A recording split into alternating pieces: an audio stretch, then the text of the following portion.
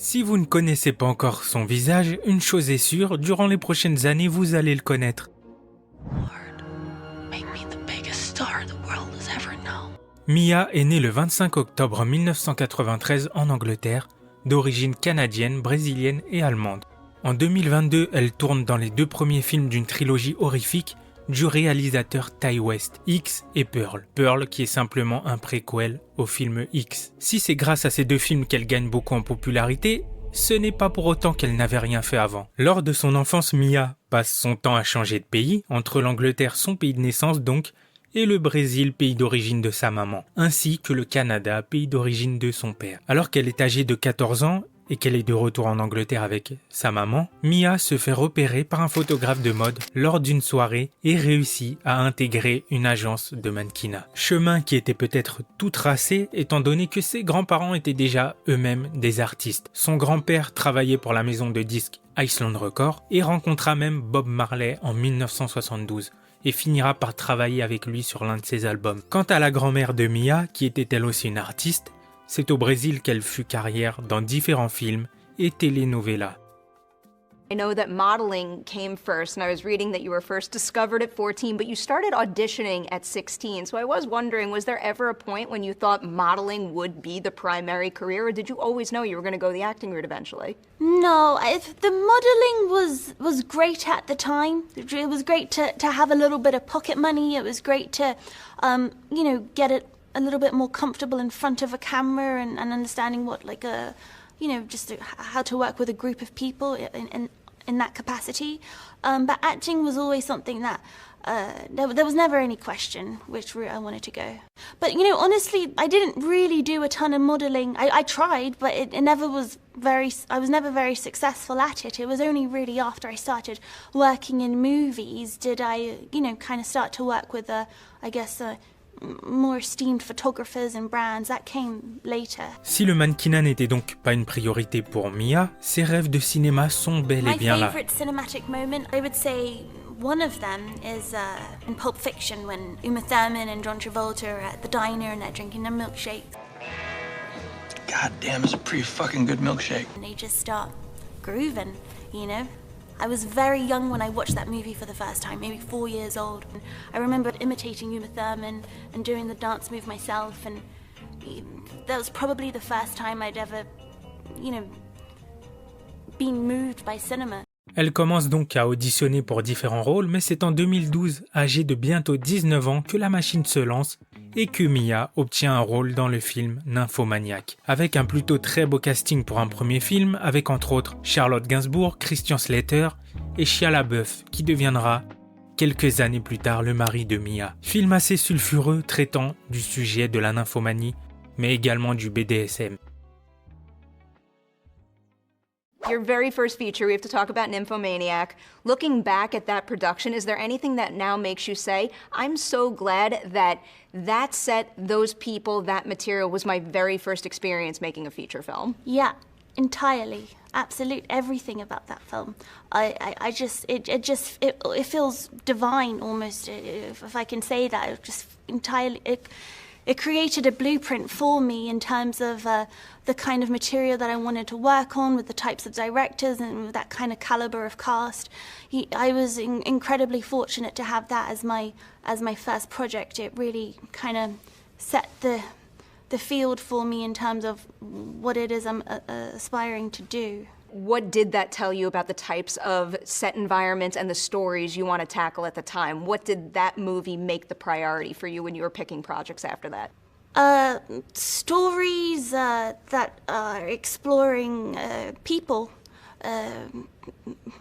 Pretty simple. That's pretty. En 2013, on la retrouve dans la série Tunnel, où elle apparaîtra dans quelques épisodes de la première saison.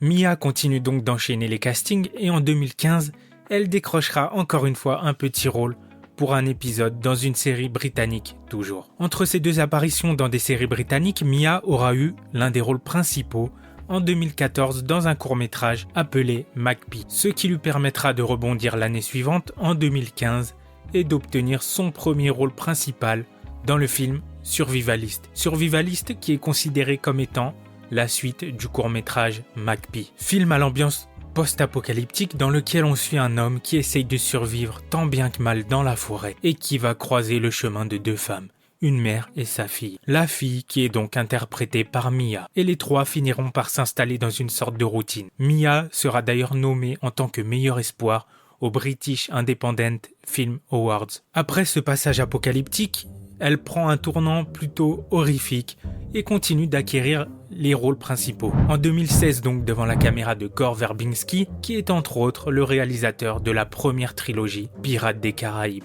Bienvenue aux Caraïbes, mon ange. Film d'horreur psychologique avec une ambiance se rapprochant un petit peu du thriller tel que Shutter Island du grand Martin Scorsese. Le genre de film qu'il faut regarder plusieurs fois pour le comprendre. My name is Mia Goth and I play Hannah. To begin with, the script I thought it was the most gripping story I ever read. Like, I didn't put the script down from start to finish. And I had to read it 3 times before I could actually fully wrap my head around what it is this story was telling.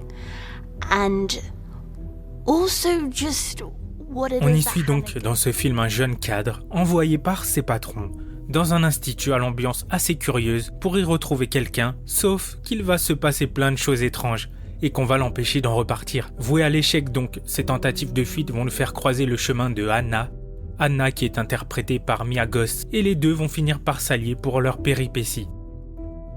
Vous êtes là pour la cure? Non. D'ailleurs, j'allais repartir. Personne ne repart jamais. L'année suivante, toujours un film d'horreur, mais espagnol, ce coup-ci. Ici, Mia donnera la réplique à Charlie Heaton, qui est révélé cette même année dans Stranger Things, dans le rôle de Jonathan. Les deux sont ici frères et sœurs dans ce film, et c'est l'histoire d'une fratrie qui va perdre sa maman, qui va donc décider de le cacher à tout le monde, comme ils sont jeunes, pour pouvoir rester vivre ensemble dans la ferme familiale. Sauf que d'étranges phénomènes ne tarderont pas à se montrer, et qu'ils vont devoir y faire face. En 2018, c'est sous les traits de Sarah que l'on retrouve Mia dans le film Suspiria, film d'horreur qui est un remake du film du même nom, sorti en 1977. Malgré que Mia n'avait jamais vu le film original, elle a tout de suite été très emballée par l'idée de ce projet. Aux côtés de Dakota Johnson ou encore Chloé Grace Moretz, Suspiria raconte l'histoire de femmes qui font partie d'une compagnie de danse dans laquelle il va se passer plein de choses bizarres. Notamment dans le sous-sol, accusations de sorcellerie, ambiance lugubre et pesante, tout cela représente plutôt bien le film.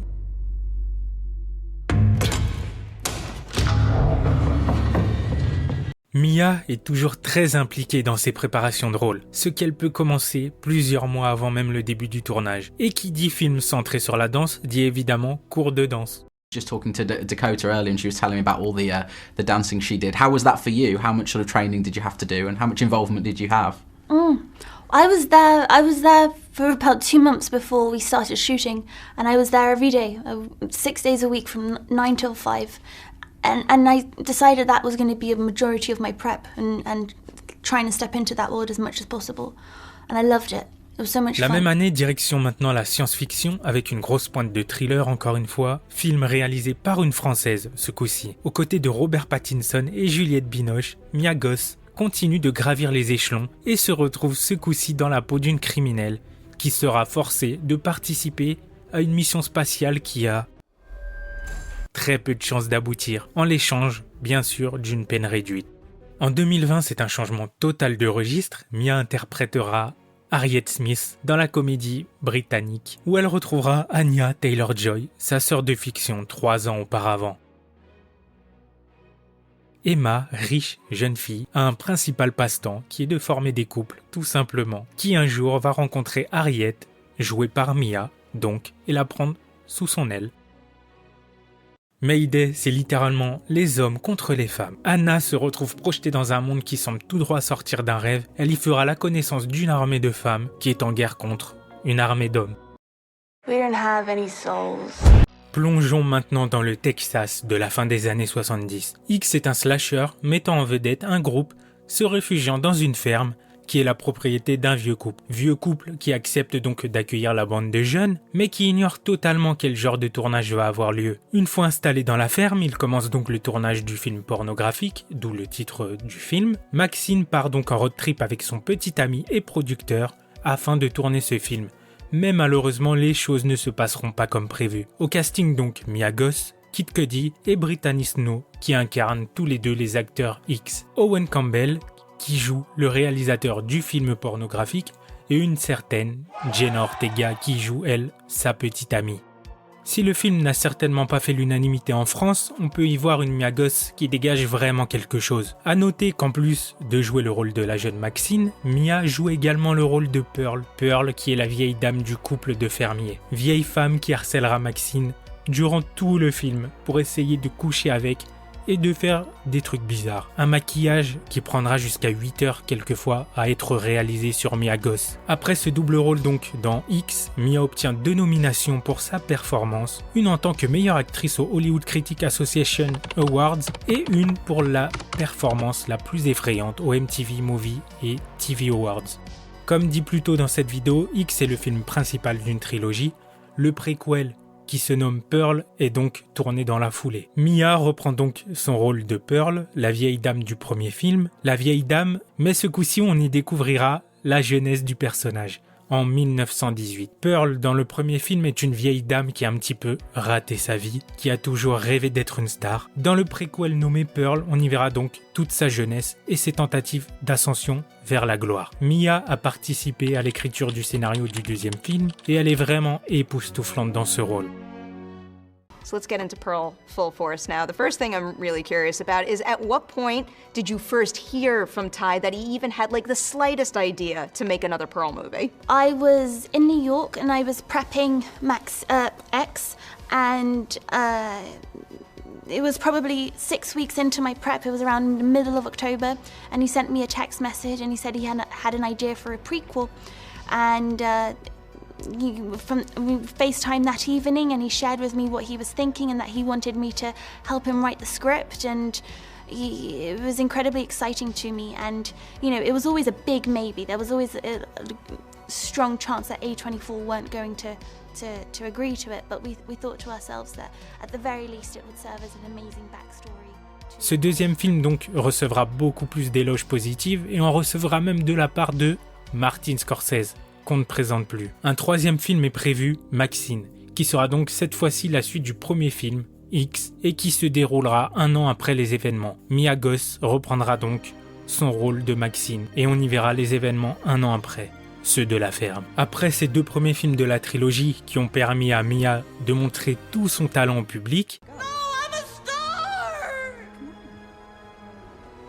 alors que le tournage du 3e opus est en cours, on apprend que Mia a été choisie pour intégrer le casting d'un film du MCU, Blade, qui sortira en 2025. Mais ce n'est pas tout, elle est également prévue au casting de Frankenstein, de Guillermo del Toro, aux côtés de Andrew Garfield et Oscar Isaac, pour jouer la fiancée de Frankenstein. La machine est donc bel et bien lancée. Vers 2013, elle fréquente Shia LaBeouf, avec qui elle s'est rapprochée sur le tournage du film Nymphomaniac.